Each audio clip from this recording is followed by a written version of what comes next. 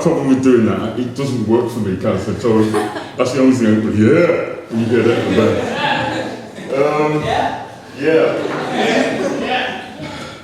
So it's great to be here. Another time, I think I was here about two years ago, and to get a second coming, sounds like I'm Christ, doesn't it? To come along again, that's just absolutely brilliant. And the poetry that's already gone before, amazing, and thank you for all the stuff that you shared. So, I think you want to listen to me, yeah? I'm just trying to get the feel.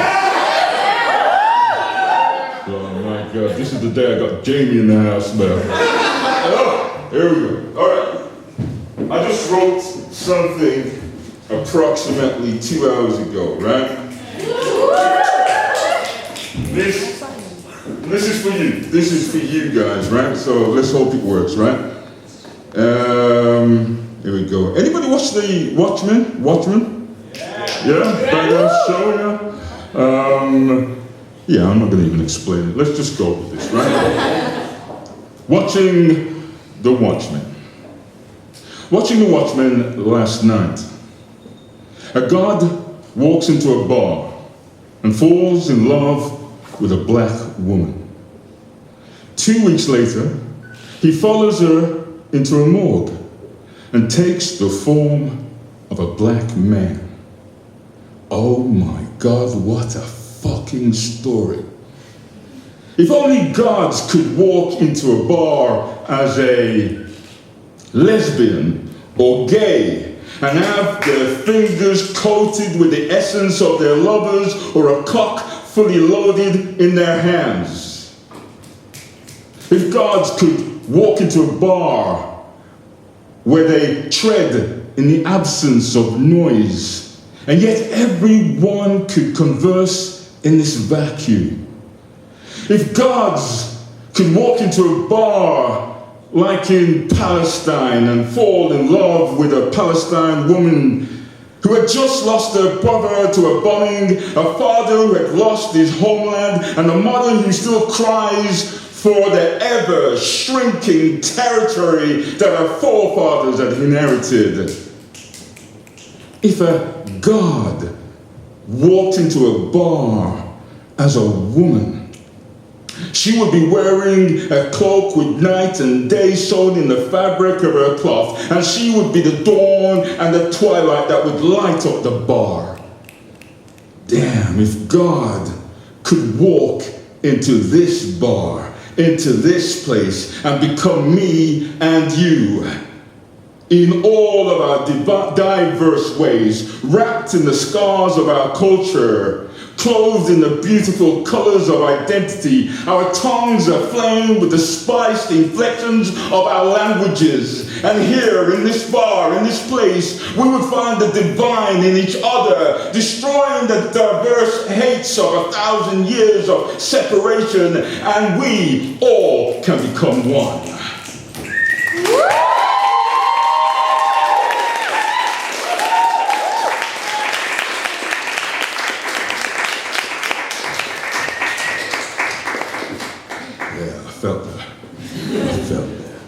And there's more, I'm gonna work on it. Yeah! Okay. As a lot of you probably know, those who, it's great to see a few people that came up to me, I've gone on the road and people have bought my stuff and talked to me about the work that I'm doing.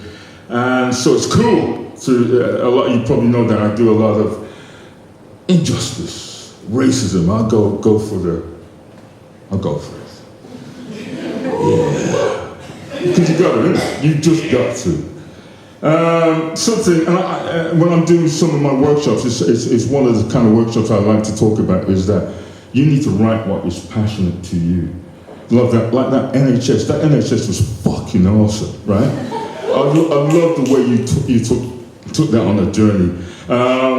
And grab it, write it. And put your soul and body into it.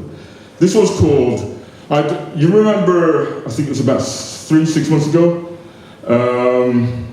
all the shit with Trump and so-called frigging borders kind of thing. And then you had a picture of a gentleman and his daughter face down in the muddy bank waters of the Rio Grande, because they had tried to cross over into America across the Rio Grande, but they didn't make it. And this grabbed my attention. It just really made me, just grabbed me. So this one's called Arms Wrapped Around Hope. This is about Oscar, Alberto, Martinez, Ramirez, and their 23-month-old daughter, Valera. A daughter wraps her arm around her father's neck, head protruding from his shoulder under his t-shirt, like conjoined twins. My daughter wrapped herself around me after we had walked for miles, feigned sleep just to get those extra miles wrapped around me. They're lying face down, cushioned in the muddy water. Reeds of blanket surrounds them, undisturbed in their sleep. My daughter wrapped herself around me in the pouring rain, in the belief that she would be safe and warm. A daughter still holds on to her father, crossing the river from the underworld into the American dream. My daughter wrapped herself around me, leg broken from a gymnast routine that we had practiced so many times, and I was helpless to take the pain away. Her father lies face down in the marshy banks of the Rio Grande, helpless to keep his hope and his daughter alive.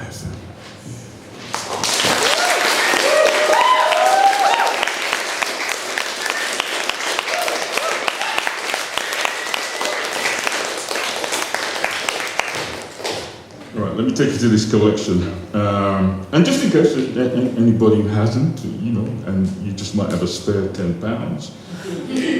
Yeah, I'm just saying. I got a couple of these in my bag. You want a Christmas present? You want to hit somebody right square between the eye and tell them about something? Yeah, so good. Okay, here we go. Yeah, let's go for the first. Let's go for the first part of the collection. First part of the collection, for those who give you an idea what the book's about. First part of the collection, it's called The Healing the Next Time. First part of the collection imagines an activist with all his flaws. He's married, but he's a lover. He's got kids, and he's a son of a beautiful mother. And he's trying to fight racism here in Britain. So it's set from 1999 to 2006. There are snapshots happening here and there, and you get an insight what's happening. So I'm going to take you to 2004. And I'm just going to give you some extras, right? When the ground shakes. Zygmunt Bauman once said, "See the world through the eyes of society's weakest members.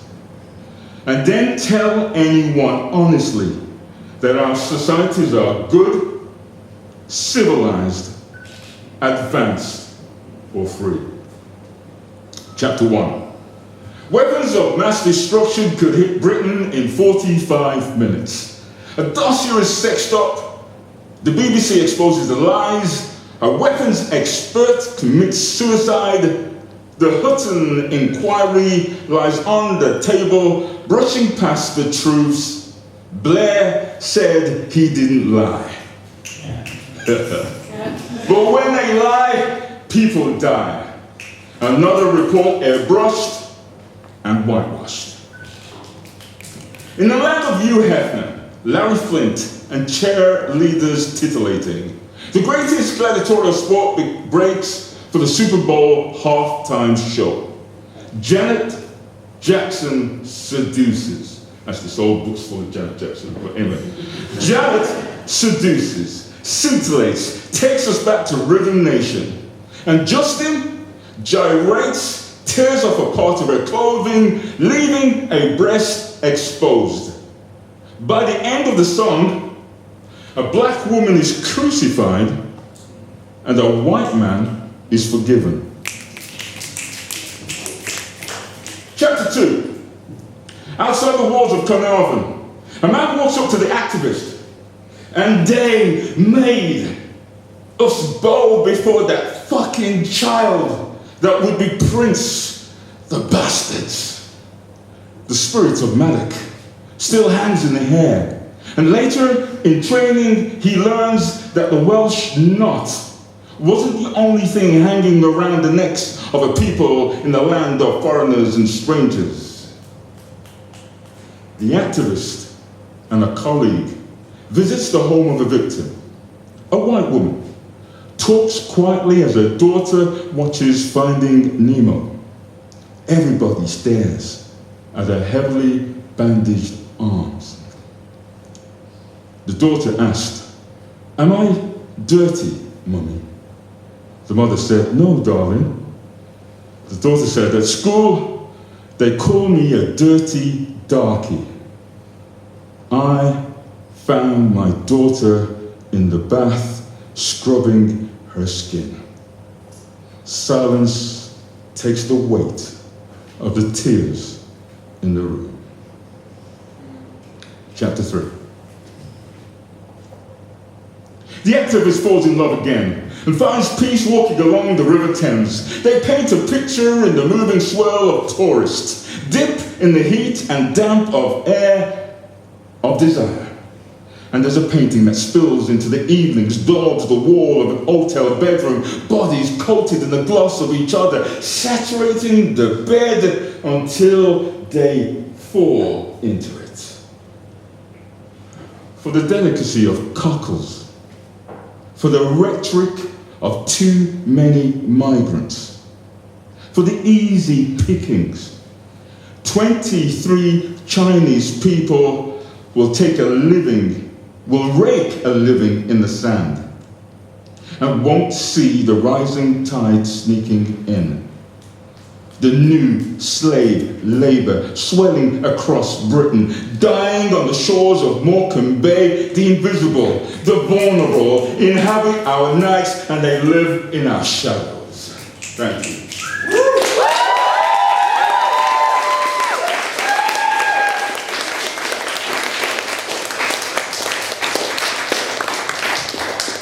Okay, center part is 18 songs about deaths in custody.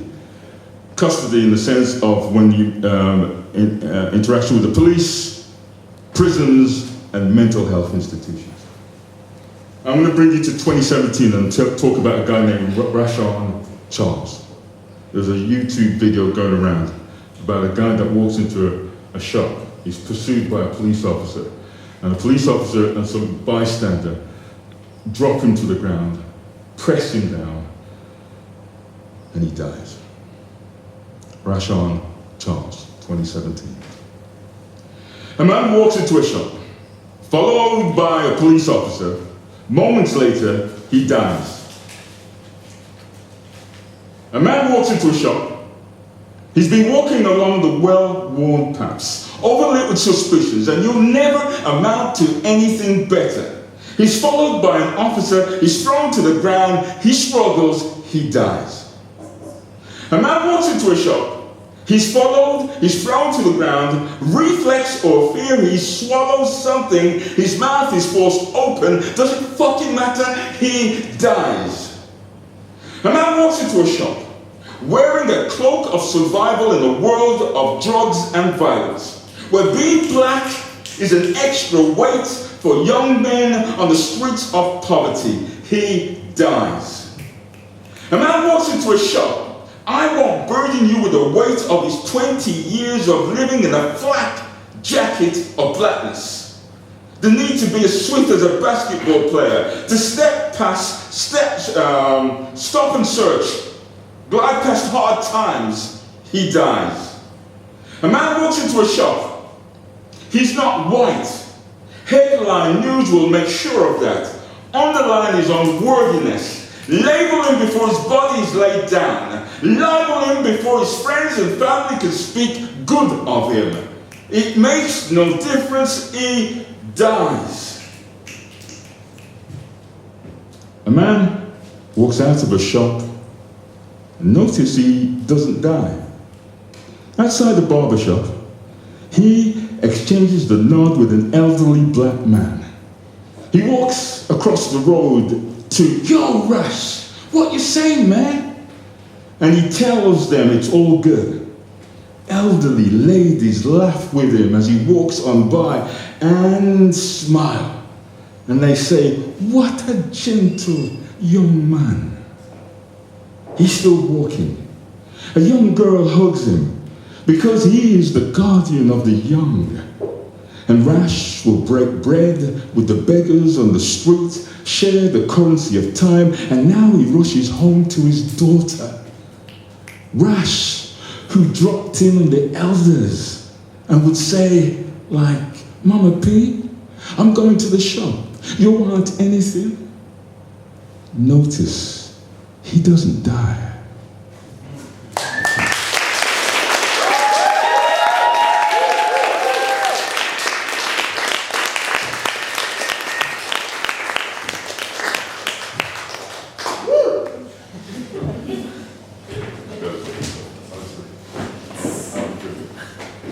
Okay, now some of you know this one. I'm going to finish on this one because this is the third part of the book.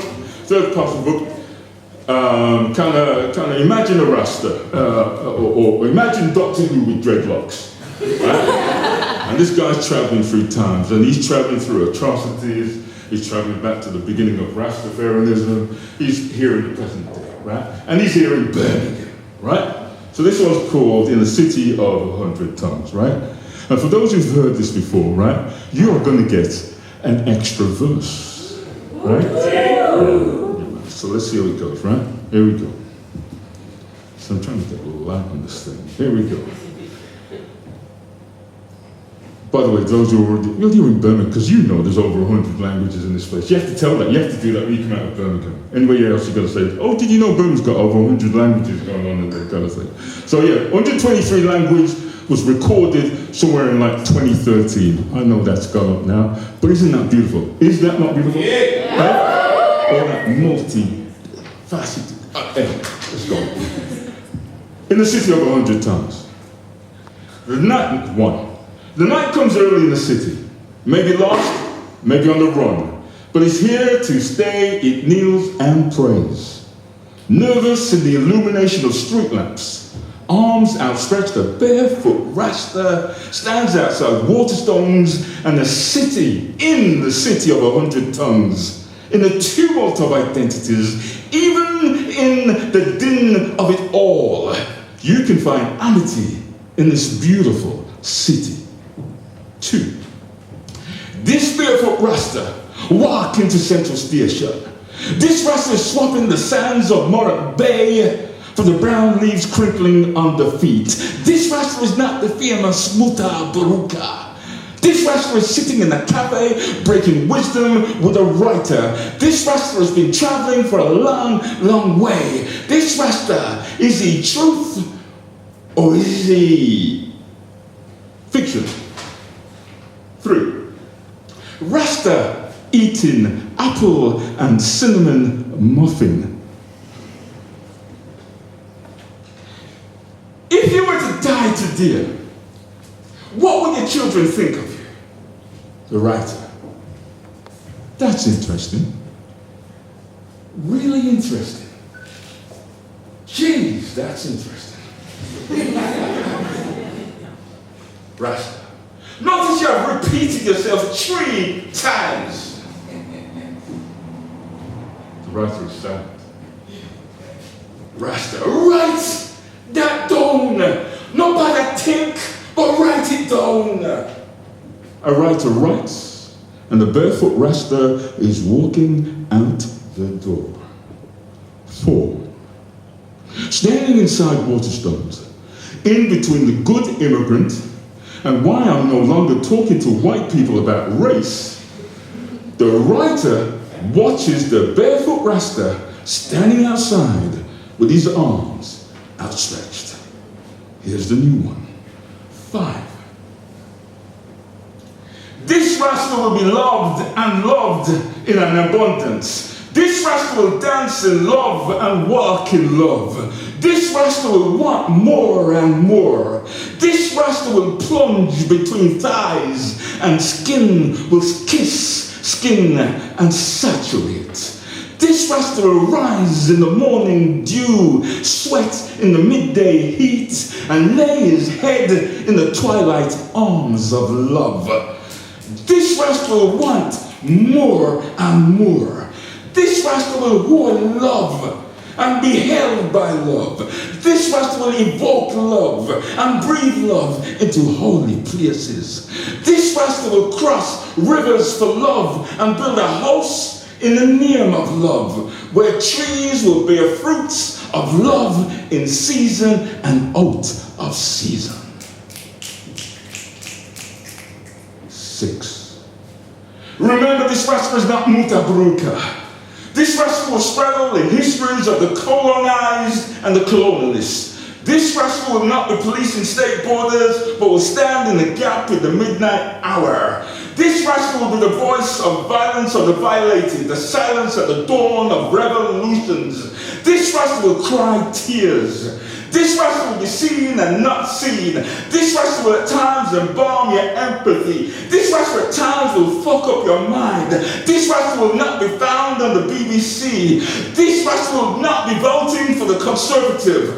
This Rasta will be getting into your head. This Rasta will not be wearing dreads, but you won't have to chase him out of town. This Rasta will not be standing on corners, but will be performing from the BT Tower. 7. With waterstones behind him, arms outstretched, and barefoot, a Rasta sinks into a multitude of tongues, bouncing off the soft palettes of black skies. And if all a man or a woman brings with them is their mother tongue, in a city of 100 tongues, you and I, all of us, should make room for another one. Thank you.